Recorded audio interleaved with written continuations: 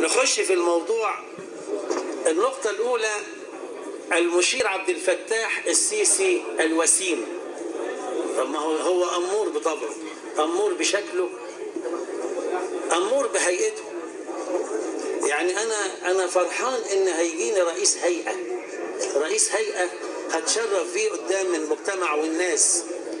هو وسيم في شياكته، وسيم في هيئته، وسيم في ابتسامته. أنا لو بإيدي أسميه الوسيم عبد الفتاح السيسي، لو بإيدي.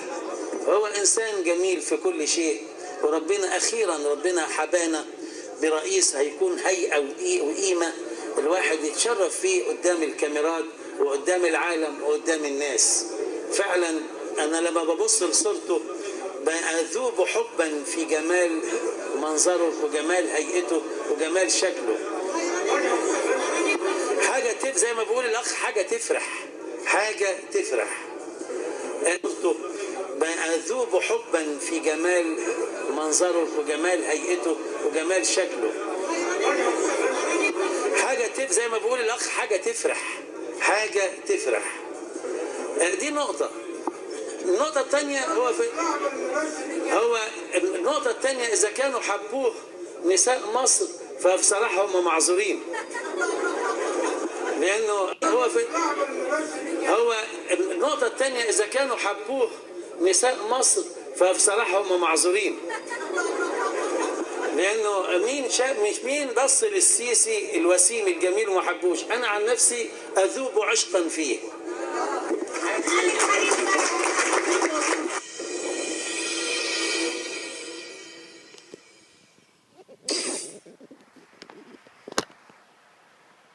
شايفيني؟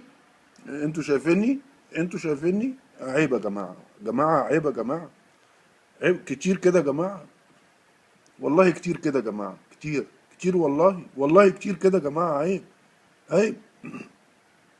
عيب. الراجل ده بيمثل نفسه، بيتكلم عن نفسه. انا مش هغلط لان اصحابي كلهم اقباط بحبهم وبيحبوني، واخدين بالكم؟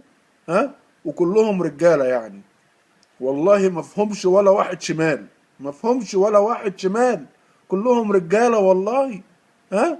معاشرهم ومعاشرني وبيحبوني وبحبهم. فعيب يا جماعة كده، عيب يا جماعة، عيب.